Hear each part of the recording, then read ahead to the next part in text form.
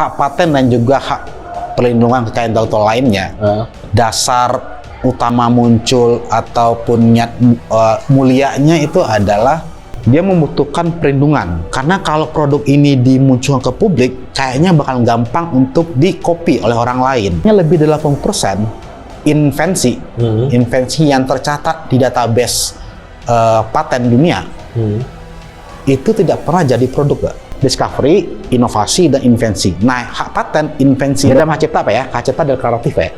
Langsung diberikan. Kalau paten mesti didaftarkan. Mempelajari paten ini bukan hanya batasan masalah hukum doang, tapi di sana ternyata merupakan celah kita untuk mempelajari teknologi dunia.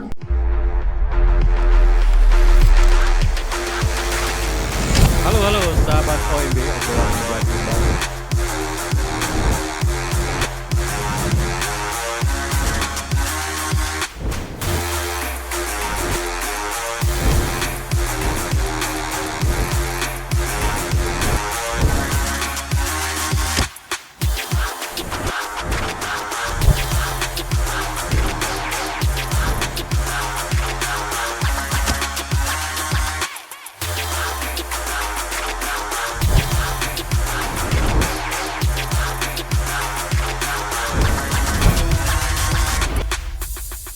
Halo sahabat OB, sahabat obrolan meja bundar. Pembahasan hak paten hari ini kita akan mencari unsur-unsur atau melihat sejauh mana relevansi dari hak paten, terutama dalam seorang kreator paten, ya, terutama dosen-dosen ya, atau seorang peneliti atau juga industriawan, dan juga banyak juga bisa juga chef atau segala macam ya, untuk memberikan perhatian concern dia kepada hak paten. Hari ini telah hadir Teddy Safrizal. Halo Pak Teddy. Halo Pak Meldi, terima kasih Pak Meldi telah mengundang kembali. Iya. Terima kasih. Nah, kalau kita lihat hak paten ini Pak Teddy, apa sebenarnya yang melatar belakangi dia itu muncul sebagai hak paten? Latar belakangnya Pak ya? Saya rasa hak paten dan juga hak perlindungan kekayaan intelektual lainnya, dasar utama muncul ataupun niat mulianya itu adalah bagaimana caranya untuk kita bisa memberikan perlindungan kepada seseorang yang menghasilkan karya tersebut, dan juga membantu untuk pemunculan karya yang sama yang mungkin lebih baik di kemudian harinya gitu. Termasuk juga hak paten gitu. Namun untuk kasusnya hak paten, kembali lagi itu ada ruang lingkupnya apa ya, ada skopnya lah gitu Pak ya. Nah, jadi untuk hak paten apa yang diharapkan adalah para istilahnya inventor Pak ya. Kita gunakan istilah inventor, nanti kita bahas apa itu inventor. Para inventor yang menghasilkan yang diberikan perlindungan untuk hak paten, diharapkan dengan sistem paten sistem yang ada ini, dia bakalan mendapatkan perlindungan atas penggunaan produk ataupun proses hasil karya dia, dan juga informasi yang dia hasilkan itu bakalan mampu dimanfaatkan oleh masyarakat umum untuk menghasilkan kembali invensi yang baru. Ya, jadi ini bukan stop hanya pemerintah atau regulator memberikan perlindungan, siapa mau beli tak kasih duit, silakan deal bisnis, nggak hanya sampai di sana doang. Regulator atau pemerintah berharap agar proses sistem ini mampu juga untuk menstimulasi munculnya karya-karya baru atau invensi-invensi baru, khususnya di paten ini. Di paten. Dan para industriawan, inventor itu bisa mengakses itu. Sangat, dan bahkan itu diwajibkan oleh hukum. Jadi regulator punya kewajiban. Jadi mungkin saya mulai dari sekolah saya, biasanya kalau di kelas itu menyampaikannya itu menggunakan agak skema-skema sedikit lah ya. Skema namanya patent system yang bisa saya pahami. Bahwa seseorang yang mampu menghasilkan proses baru, mampu menghasilkan produk baru, alat baru ya, yang bisa dikategorikan inventor ya, atau produknya adalah invensi, dia membutuhkan perlindungan. Karena kalau produk ini dimunculkan ke publik, kayaknya bakal gampang untuk di-copy oleh orang lain. Sehingga dia butuh perlindungan. Sehingga si inventor ini mengadulah ke pemerintah atau regulator. Tolong bantu saya untuk lindungi. Pemerintah memberikan perlindungan, namanya hak paten. Tapi in return, sebagai gantinya, ya, si inventor diwajibkan untuk membuka semua informasi detail mengenai invensinya tadi yang akan digunakan oleh regulator, dimasukkan ke database, dan database ini boleh diakses oleh masyarakat sehingga masyarakat dapat memanfaatkan informasi tadi menjadi invensi yang baru, dan suatu saat dia bakal menjadi inventor juga, sehingga siklusnya berputar menghasilkan peningkatan muncul invensi baru, peningkatan percepatan munculnya teknologi-teknologi baru, begitu Sob. Iya. Termasuk juga misalnya KFC punya resep ayam goreng gitu. Oke, Itu berbeda. itu agak beda sedikit. Kayaknya yang secara kebendaan, apakah itu masuk suatu hal yang bisa dilindungi oleh hak paten? Lagi kita lihat pada subject matters-nya ada dua, Pak ya. Apakah itu suatu proses atau itu suatu alat? Ya. Kayaknya alat agak bukan alat, Pak ya. Nah, apakah itu suatu proses, sehingga antara dua ini, kalau bumbunya KFC itu mungkin masuk kepada kalau misalkan prosesnya itu merupakan suatu hal yang baru, bisa. Namun kalau saya KFC lebih cenderung itu yang dilakukan adalah melaksanakan yang namanya rahasia dagang. Rahasia dagang. Sehingga sampai sekarang nggak ada yang tahu karena mereknya apa isinya. Begitupun juga dilakukan oleh Coca-Cola. Ya, nah. Jadi dari dua ini kayaknya bisa kelihatan polanya nih Pak, bahwa kalau misalkan produk yang kita hasilkan yang mekanisme reverse engineering-nya agak susah, ya kalau misalnya kita meja nih Pak ya, bikin, tahu nih meja terdiri dari 4 batang kaki tambah 1 atasannya, bisa dibikin toh. Nah tapi kalau misalkan Coca-Cola dibuat dari apa? Aduh, ini airnya apa isinya ya? Nah, kalau orang kimia kayaknya memahami bahwa ketika A tambah B menjadi C, bukan berarti kita mau mencari C, apakah itu pasti A tambah B, itu tertanya gitu. Nah, sehingga di sana ada tantangan. Akibatnya itu menjadi penghambat orang untuk melakukan mengimitasi Coca-Cola tadi. Sehingga Coca-Cola mengambil keputusan untuk menggunakan rahasia dagang. Untuk melindungi hal yang berbeda. Ya. Melindungi intellectual property-nya gitu. Menggunakan hak dagang. KFC kayak gitu juga. Biasanya vending machine. Vending machine. Nah, itu alat ya. Alat itu. Jadi itu adalah suatu alat yang mampu melaksanakan proses perdagangan ya, menyimpan stoknya, kita bisa bertransaksi. Itu adalah suatu benda yang masuk kepada kategori, kalau itu baru masuk ke kategori bisa dilindungi hak paten. Mungkin kita geser sedikit mengenai tadi definisi kebendaan mana yang bisa dikategorikan masuk kepada hak paten. Kalau ngikutin naskah yang ada di Undang-Undang Indonesia, itu benda-benda ataupun proses atau alat yang bisa dilindungi itu ada 3 syaratnya, Pak. Yang pertama adalah baru. Baru ini jangan baru dari kata kita ya. Baru emang sedunia, Pak ya. Jadi baru sedunia ketika ada seseorang yang menyampaikan ini sebelumnya di media apapun dengan bahasa apapun, kebaruannya hilang. Jadi benar-benar baru. Walaupun pastinya ada batasan lah, misalnya ya saya nggak bisa lah ngerti nih bahasa Hebrew gimana dong ya, ya udahlah gitu ya. Nah, jadi ada baru. Yang kedua adalah syarat keduanya itu adalah memiliki langkah inventif, atau yang kata lain, orang yang bekerja di bidang itu menganggap memahami bahwa hasil dari invensi ini masuk ke kategori yang tidak lumrah. Kok bisa ya gitu ya gitu. Kok dulu kita belanja ke warung, kok tiba-tiba kita belanja ke kotak yang bisa ngasih sendiri kan? Mungkin orang yang ya saya yakin pada masa itu orang lah ini aneh ya, kok bisa begini ya gitu ya. Nah itu berarti dia tidak lumrah. Ada novelty sih. Nah novelty sana gitu ya. Nah baru tadi novelty. Nah yang ketiga adalah memiliki kepotensi untuk menjadi diindustrialisasikan. Nah gitu. Jadi kembali ke vending machine, apakah itu masuk pada benda yang bisa diberi hak paten? Saya rasa ketiga-tiganya bisa terpenuhi dengan catatan kita berada pada zaman di mana hak vending machine itu belum ditemukan. Nah sekarang udah nggak nih. Nah tapi lanjutannya bisa, atau bagian-bagian dari vending machine tadi bisa. Nah, kayak proses Gojek, Uber misalnya itu Oh, gimana? ini yang menarik nih ya. Ah. Ini jadi rame Gojek dan Uber gitu ya. Gojek dan Uber, apakah itu suatu proses? Bisa lah Pak ya, proses ya.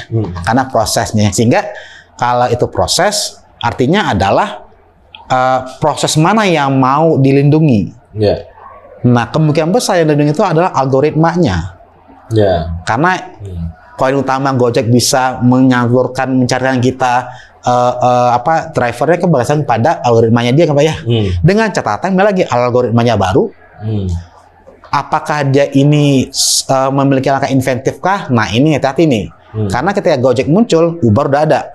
Nah, ini serunya di sini nih. Tapi ini dengan pemahaman kita sebagai yang nggak ngerti algoritmanya. Orang awam ya. Ya, kalau misalnya algoritma ternyata berbeda dan baru dari apa yang dibikin Uber, artinya yang kedua dia masuk ke level baru dan masuk ke level yang namanya tidak lumrah di bidang itu gitu loh. Gitu ya. Bisa jadi karena mungkin Uber nggak ada algoritma untuk mencari gang senggol kali ya. Jadi gitu ya. Nah, siapa tahu Gojek bisa gitu ya. Ya, nah, bisa. seperti itu mungkin bisa ditanyakan detailnya. Tapi secara kebenaran apa itu bisa masuk pada kategori benda-benda yang diberikan hak paten? Bisa, dengan catatan 3 tadi bisa terpenuhi, terutama di bagian algoritmanya. Bukan Gojek sebagai app ya. Karena app itu masuk pada hak cipta. Oke, app hak cipta Karena ya. ekspresinya itu nah. Oke. Mesinnya, proses belakangnya itu algoritmanya itu adalah bagian dari bisa dikategorikan yang dilindungi oleh hak paten gitu. Bahasa mesinnya adalah hak paten, aplikasinya adalah hak cipta. Ekspresinya hak cipta betul, Ya. betul. Sahabat EB itu ya dua hal yang berbeda. Kemudian juga kita bisa membuat sebuah karya seseorang, tapi manfaatnya belum kelihatan. Banget, banyak. Tapi dia sistemnya yang baru. Gitu. Maksud, nah itu ya. Ini saya rasa suatu kenyataan terjadi dimanapun. Ya, kata orang pintar di bidang ini mengatakan bahwa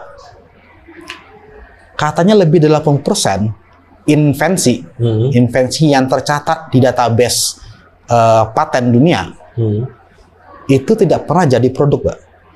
Oh iya. Nggak pernah jadi produk.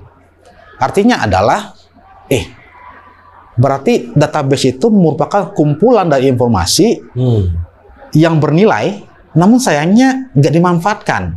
Atau kenapa nggak dimanfaatkan? Pertanyaan begitu. Bisa jadi ketika invensi itu muncul terlalu cepat, pasarnya nggak nerima, atau kita belum terdidik untuk memahami invensi itu. Dengan pasarnya bisa juga. Bisa jadi dia terlalu kepinteran, kecepatan masanya gitu ya, sehingga nggak pas gitu. Misalnya kayak 3D printer, rame sekarang, itu tahun 80 udah ada sebenarnya secara teknologinya. Iya, iya. Tapi belum boomingnya sekarang, karena mungkin ya sekarang waktu yang tepat ya. Ya, sehingga karena 80% itu tidak jadikan produk, akibatnya saya rasa kalau kita mungkin dari industri kali ya, mungkin agak itu peluang kali ya. Kalau saya kenapa senang membahas ini, agar mau mengatakan bahwa ini peluang loh. Bahwa terlepas anggaplah invensi ini dibikin beberapa tahun lalu, bukan berarti kemampuannya itu nggak bisa kita manfaatkan sekarang gitu. Ya. Nah, gimana cara kita bisa mengeksplorasi database ini, mengekstrak informasinya gitu ya, terlah text mining, apalah namanya, sehingga bisa menghasilkan sesuatu yang bernilai ekonomis gitu ya. Nah, itu salah satu hal yang sangat layak ataupun kita berada di keteknikan, gimana caranya memberikan informasi atau pencerahan ke orang lain bahwa sumber ilmu bukan hanya di artikel ilmiah doang ya. Ada namanya database paten. Yang keunikannya adalah informasi di sana bukan di level science, tapi di level engineering. Informasi apa yang ada di sana, detail invensi seseorang yang sudah melaksanakan sebelumnya. Apa aja, ada gambar tekniknya, ada algoritmanya, ada rumusnya gitu loh. Sehingga sayang untuk tidak kita memanfaatkannya gitu. Gitu, Pak. Ya, kalau juga ada masalah pencampuran unsur senyawa segala macam menjadi material baru itu gimana tuh? Ya, gitu. Itu juga merupakan bagian subjek metode yang mendapat perlindungan hak paten. Ya, karena sejauh tadi 3 syarat tadi terpenuhi, baru dan semuanya terpenuhi, bisa diberikan. Walaupun belum kepakai nih. Belum kepakai, ya banyak. Banyak bahkan mau pakai gitu.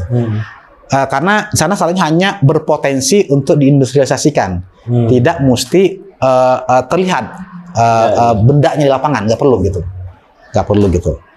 Tapi sejauh dia memiliki nilai industri, masuk pada kategori tadi benda-benda yang bisa mendapatkan perlindungan hak paten. Hak paten. Penemuan unsur baru, itu gimana posisinya? Nah mungkin sana saya agak nyenggol sedikit di sini. Unsur baru Pak ya, penemuan unsur baru. Nah ini kembali bagus nih, menghadap sini nih. Mungkin kita kembali kepada tadi, yang dilindungi itu ada invensi. Pertanyaannya apakah unsur baru itu adalah suatu invensi? Ya, kadang di kelas saya cerita begini, atau ada orang ngomong-ngobrol sama di ruang perkuliahan begini. Anggaplah saya seorang explorer, Kemudian suatu hari saya punya ekspedisi ke hutan mana serah lah ya. Kemudian lagi di hutan jalan-jalan, tiba-tiba kesandung, batunya ini warnanya unik, unik. Kayaknya batu ini nggak bisa terdefinisikan sekarang, ya. Sehingga apakah batu ini baru? Iya baru. Tapi apakah batu ini suatu invensi? Jawabannya lah ini merupakan suatu discovery, penemuan yang emang dari sono udah di sana. Kita hanya seseorang yang kebetulan mendapatkan jatahnya, mendapatkan rezekinya menjadi penemu yang mendiscovernya saja. Sehingga apakah itu satu bentuk invensi? Bukan. Tidak ada unsur kita yang tidak ada unsur manusianya. Itu nggak masuk ya? Nggak masuk. Sehingga Newton, ya hukum Newton, Einstein itu nggak paten. Nggak masuk itu? Nggak, hukum alam nggak. Itu karena dia kebetulan mendapatkan kesempatan untuk bisa memahami fenomena alam. Berarti kalau kita menghasilkan sebuah persamaan matematik baru, itu nggak? Kecuali persamaan itu ditempelkan menjadi satu produk. Misalnya Laplace, dia bikin persamaan baru, nggak betul. Kita misalnya gini, sekarang itu pencari bintang, teleskop, ada bintang ini gitu, itu nggak, ya. Hanya diberikan penghargaan, dikasih nama dia gitu. Nah, itu enggak. Jadi itu karena level discovery. Discovery gitu. Nggak masuk dulu. Dulu ada teman penyelam, dia menyelam gitu. Kuat banget ke bawah. Dia menemukan binatang baru. Nah, biologi ya. Nah, binatang baru itu kan namanya harus nama Latin kan. Didaftarin sama dia, dibikin nama istrinya. Nama istrinya gitu ya. Nah, itu lari itu. Jadi mendaftarkan, bukan masuk pada benda yang bisa diberikan hak paten. Karena itu level discovery. Jadi levelnya itu adalah discovery, kemudian inovasi. Inovasi bukan semua inovasi bernilai invensi. Karena kalau kita agak lebih sakral sedikit ya, apa itu inovasi? Saya rasa sejak kita berkontribusi kepada yang namanya produk tadi, kontribusi tambahan, misalkan satu titik aja, itu bisa menjadikan benda baru ini merupakan suatu inovasi. Nah, sedangkan invensi adalah kita memberikan satu penambahan agar benda tadi itu berfungsi jauh lebih baik dari sebelumnya. Kalau misalnya sudah ada benda yang sama. Namun kalau misalkan kontribusi kita mengasah produk yang baru sedunia, kekuatan investasinya lebih tinggi lagi. Jadi saya selalu mengatakan bahwa discovery, inovasi, dan invensi. Nah, hak paten invensi doang. Inovasi tidak, discovery tidak. Berarti kimia ini bisa banyak tuh ya? Banget ya. Kalau saya pernah mencoba untuk mengumpulkan informasi di database Indonesia, tapi kita ngambil sampelnya adalah kampus-kampus Indonesia, itu sebagian besar waktu itu zaman itu tahun 2015 yang paling banyak itu di Unbrau. Unbrau itu bidangnya adalah medis dan kimia. Paling banyak ya. Biasanya kayak Yakult itu masuk berarti ya? Bisa gitu. Yakult kan proses fermentasi apa gitu ya? Betul. Dia bakteri-bakterinya cocok dengan pencernaan kita misalnya. Ya, jadi orang yang merumuskan prosesnya, jadi dia melakukan satu langkah inventif yang tidak lumrah ya di bidang itu Pak ya, menghasilkan sesuatu yang baru dan bernilai industri, sehingga dia bisa masuk kategori hak paten. Itu banget. Termasuk obat-obatan ya? Obat-obatan iya obat-obatan walaupun apa namanya gitu ya. Kalau misalkan yang herbal enggak ya? Herbal itu prosesnya bisa Pak. Prosesnya bisa. Yang mungkin terakhir ini yang saya pahami mengenai paten ini obrolan ataupun diskusi yang hangat itu adalah mengenai organisme hasil ini bioteknologi. Ya, misalkan dulu domba doli, ya. Domba doli, apakah itu merupakan suatu yang bisa dipatenkan, kita prosesnya gitu ya? Orang langka itu hukum alam gitu, enggak dong gitu. Kesimpulannya adalah kembali gitu ke penguasa saya adalah seberapa besar kontribusi manusia untuk bisa menghasilkan proses tadi. Kalau proses tadi itu bukanlah suatu hal yang alamiah, perlu campur tangan manusia ke sana, ya, sehingga langkah inventifnya itu bisa terpenuhi. Nah, hasil tadi atau proses tadi itu bakal menjadi sesuatu yang bisa dijadikan atau dilindungi dengan menggunakan hak paten. Ya. Itu seperti itu. Nah, proses ini kan nggak selalu di industri atau di dunia material atau semacam, bisa juga di proses-proses di dunia sosial misalnya. Ada Pak? Proses sosial ya. Mungkin nggak terlalu sosial kali. Mungkin saya berikan contoh yang nggak terlalu teknik kali Pak. Mungkin nih, Mbak pernah tinggal di Jepang kan ya? Di Eki, di sekitaran stasiun kereta, itu ada yang potong rambut kan Pak? Yang potong rambut. Iya, pasti ada di situ. Ada kan ya? Yang tipenya datang, ambil kartu, ceplok, terus pergi ya. Terus rambutnya disedot kan ya? Pakai vacuum cleaner, pergi kan ya? Nah, sistem itu terpatenkan Pak. Oke.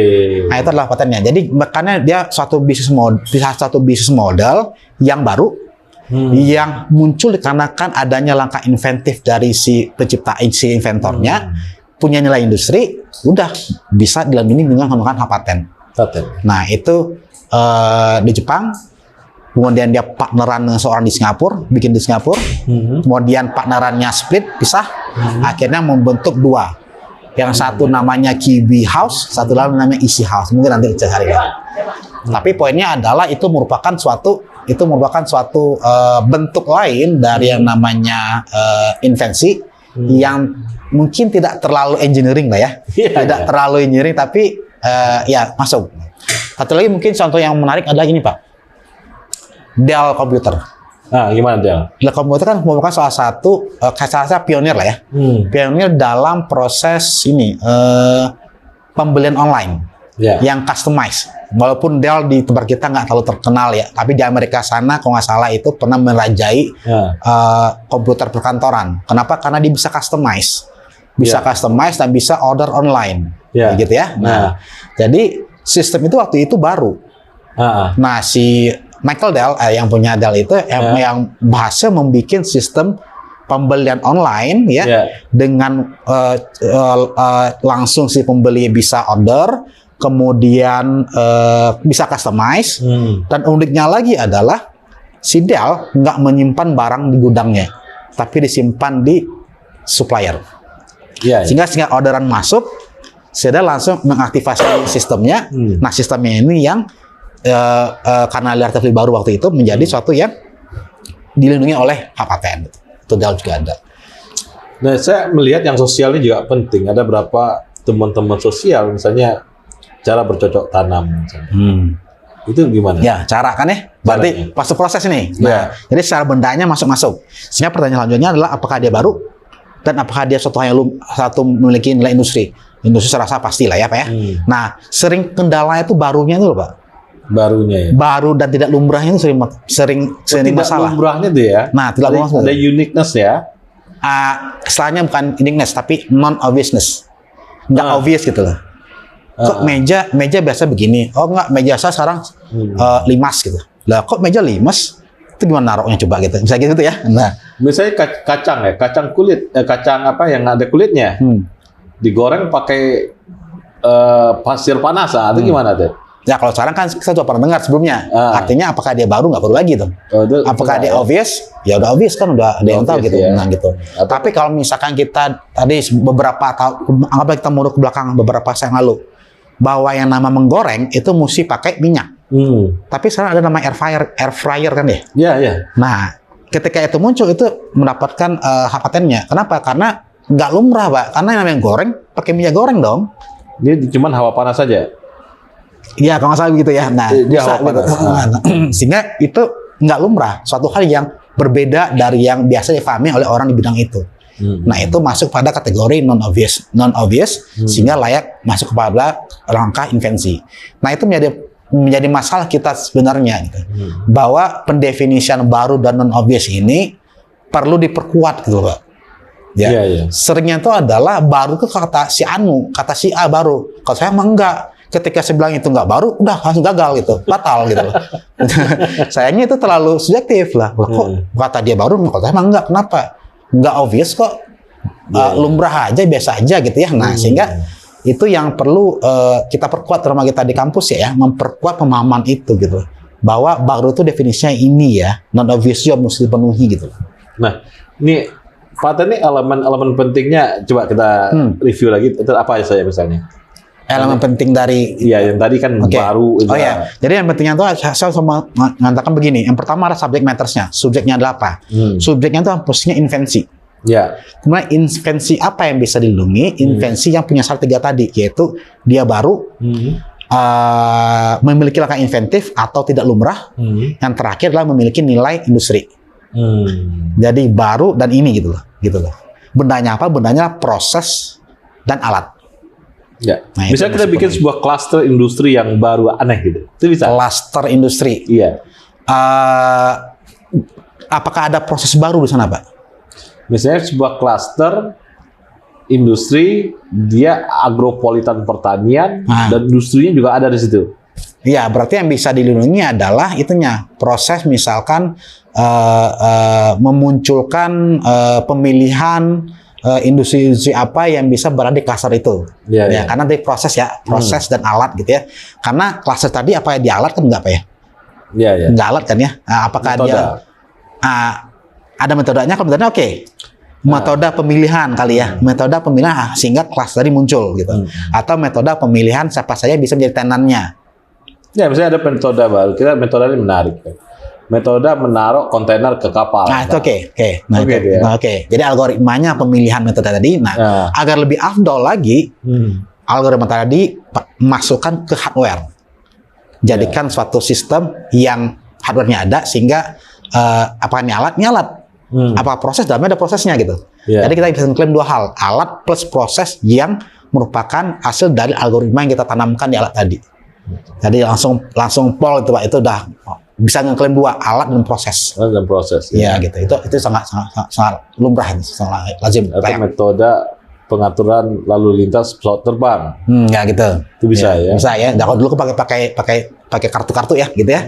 Nah, sekarang mungkin dengan segala algoritma yang muncul gitu ya, sehingga akibatnya adalah kita bisa meningkatkan. Nah, satu lagi mungkin yang mau seringan gitu, Pak. Seringnya adalah baru ini sangat kecil kemungkinannya kita bisa menghasilkan sesuatu yang sangat baru sedunia. Kemungkinan besar kita adalah modifikasi apa yang sudah ada. Nah, akibatnya adalah kita mesti mendefinisikan modifikasi ini level mana yang bisa dikategorikan jadi baru. Nah, walaupun ini adalah area abu-abu gitu ya, apaan sih itu berapa yang baru gitu ya. Tapi secara rule of thumb-nya itu adalah menyatakan bahwa ketika sistem yang baru ini berfungsi performansinya di atas 50% lebih baik dari yang sebelumnya, kemungkinan besar itu sudah masuk pada kategori yang bisa dimasukkan pada invensi. Nah, gitu. Kalau dia tidak punya nilai ekonomi, tidak punya nilai sosial, tidaknya unik aja kita patenin gitu. Gimana? Contoh misalnya gini, itu kalau di kelas contoh gini, perpetual motion.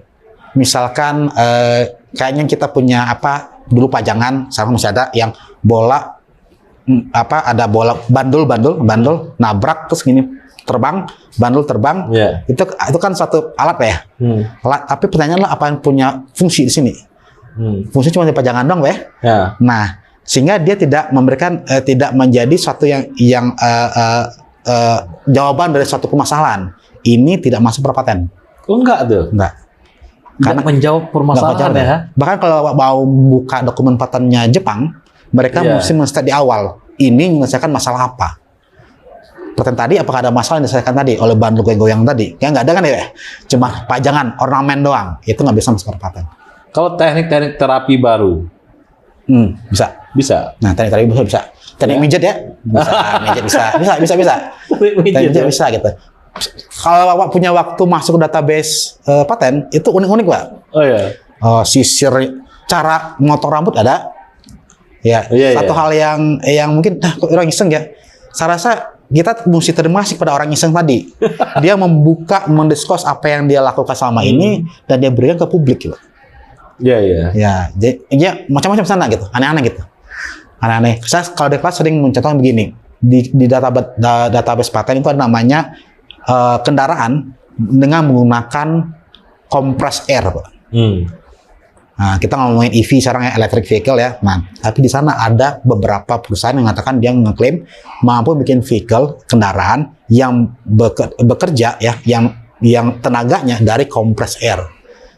Kita tunggu ya produknya seperti apa gitu. Kita tahu ini. Jadi kalau masuk ke unsur estetiknya, misalnya. Oke, estetik. Misalnya angkot Padang ceper itu gimana? Ceper gitu ya. Bagi yang nggak tahu di Padang angkotnya ceper. Sekarang agak kurang, Pak. Dulu zaman tahun 2000 awal 90-an luar biasa. Ini nggak bisa ya. Ornamen, Pak ya. Tadi ornamen. Oke. Nah, itu masuknya itu adalah ke desain industri.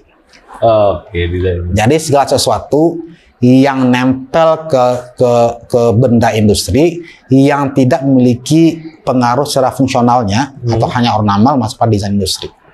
Apakah dilindungi? Tapi perlindungannya mekanismenya kayak hak cipta. Oh, maksudnya hak cipta. Itu tengah-tengah lah Pak ya, antara hak cipta, cara melindunginya hak cipta, tapi bendanya benda baru. Hak cipta dong, kan benda baru original, bukan baru-baruan gitu ya gitu. Nah itu tipenya adalah berada di daerah sana. Iya. Tapi ada kecil-kecil kadang, Mbak Teddy. Misalnya untuk kita bayar tol pakai tangan yang gitu. Nah gitu. Itu gimana? Itu alat. Bisa padan. Dan kalau umrah itu kan? Kalau umrah kan? Emang negara lain ada seperti itu? Nggak ada kan ya? Nggak ada. Kalau umrah itu Pak. Ya kan? Itu bisa paten kan? Bisa dipaten kan? Karena yang masuk ke tempat kan simpel banget tuh. Iya, sesimpel itu. Bisa. Sesimpel itu. Nah itu merupakan apa? Tadi mungkin agak menurut belakang sedikit mengenai ornamen tadi Pak ya.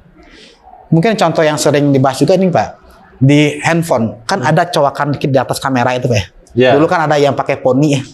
Nah poni, yang poni hampir semua manufacturer punya kan Pak ya. Tapi ukurannya beda-beda kan Pak. Iya. Beda-beda. Apakah poni itu punya fungsi? Mungkin fungsi cuma tempat kamera doang gitu. Tapi kamera kan cuma sekecil itu aja. Kenapa mesti ada kotak gitu ya? Nah itu bagian dari sisi ornamennya. Yang juga dilindungi oleh industri. Dan itu sifat perlindungan gaya hak cipta, gitu tadi. Jadi ada campuran lah itu kalau desain industri namanya gitu. Begitu Pak. Luar biasa ya. Jadi kita mesti mampu untuk mengidentifikasinya sehingga memaksimalkan perlindungannya itu bakalan tepat lah gitu ya gitu. Gitu Pak. Tapi saya sih pribadi sangat meng-highlight tadi itu yang Pak Mali bilang bahwa banyak yang tidak jadikan produk, banyak banget bahkan. Banyak banget. Dan itu menjadi peluang kita untuk masuk gitu ya. Jadi kalau ada orang tanya kita apa ketinggalan teknologi, ya kalaupun ketinggalan cuma nonton lihat aja tuh database-nya kelihatan kan bisa dipelajari. Silakan tutup mata, pilih satu gitu ya. Nah nanti dituntut kan ya. Nah ayo kita cek dulu nih, apakah ada perlindungannya, itu lagi ya nanti kita bahas lagi. Ada kepada perlindungannya, apakah ini misalnya gini, lagi ini masalah hukum Pak ya. Artinya hukum Indonesia hanya berlaku di Indonesia, tidak ada hukum internasional kan ya. Akhirnya adalah kalau didaftarkan Indonesia, di Indonesia doang berlakunya. Oh gitu. Bukan Indonesia itu terkait dengan organisasi internasionalnya enggak? Terkait ya, tapi itu enforcement dari hukumnya teritorial. Oh, teritorial. Nah, gitu. Berarti namun harus 2 kali daftarin dong. Ya, Indonesia juga, internasional juga. Nggak ada internasional, nggak ada.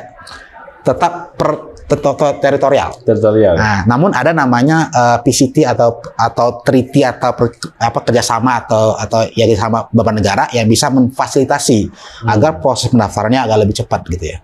Namun kalau misalkan ini Pak, tadi mungkin saya tambahkan, terus kalau misalkan di sini saya daftarkan dan hanya berlaku di sini, terus di Amerika sana ternyata ada orang yang bikin hal yang sama, apakah dia bisa mendaftarkan juga?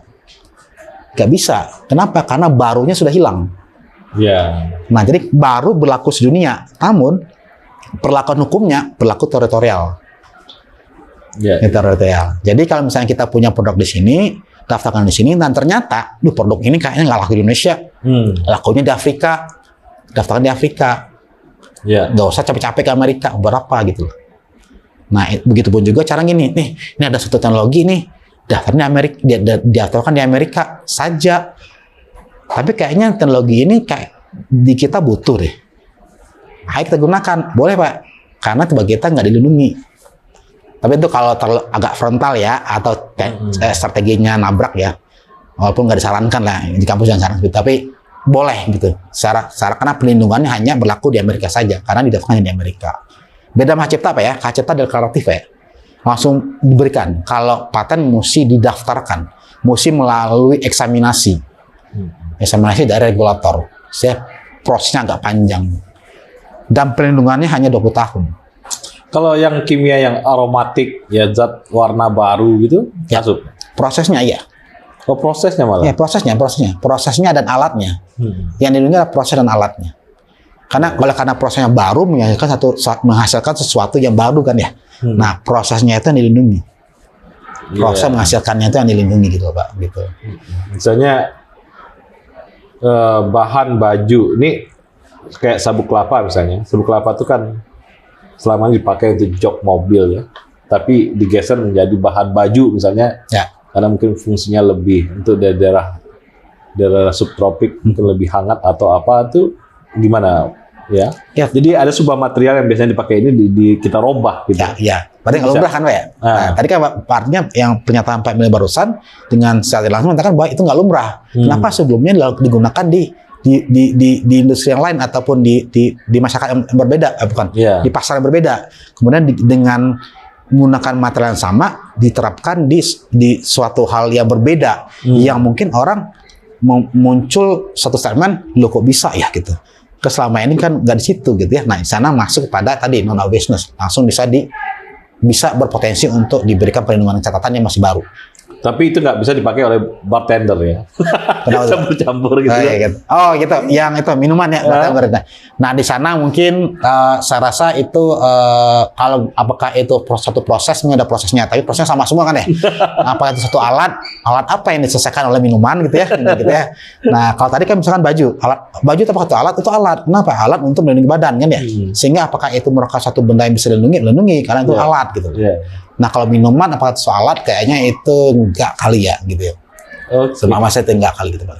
Bukan satu alat lah gitu. Apa nih terakhir yang paling penting? Iya, kalau saya ini ya, untuk di patent system ini yang perlu kita perkuat lah ya, ataupun perlu kita pahami selain dari memahami definisi dari benda-benda yang bisa dipatenkan. Karena kita apapun kita obrolin selalu ini mah udah dipatenin gitu. Yakin tuh paten yang dilakukan gitu ya. Nah, sehingga udah campur aduk nih semuanya gitu ya. Dari level apapun semua campur aduk lah gitu ya. Nah, sehingga pertama mungkin definisinya dulu lah ya. Memahami bahwa yang paten itu yang mana, yang lain itu yang mana gitu ya. Selanjutnya adalah menyadari bahwa mempelajari paten ini bukan hanya batasan masalah hukum doang. Masalah si anu dituntut si anu nggak gitu. Tapi di sana ternyata merupakan celah kita untuk mempelajari teknologi dunia. Invensi dunia. Dan luar biasanya lagi adalah teknologi itu diberikan dengan percuma, Pak. Kita bisa akses negara apapun gitu lah. Nah, artinya adalah bukankah itu suatu kenikmatan yang luar biasa ya?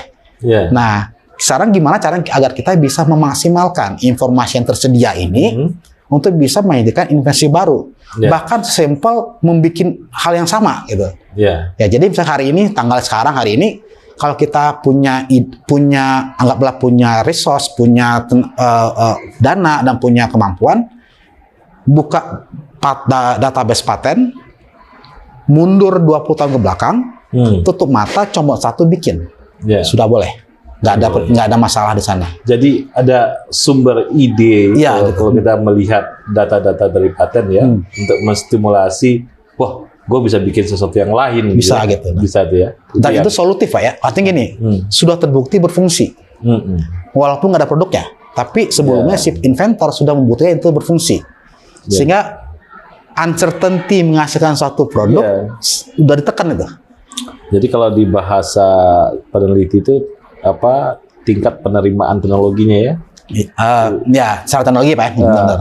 Lebih tinggi kan? Lebih tinggi gitu ya, gitu.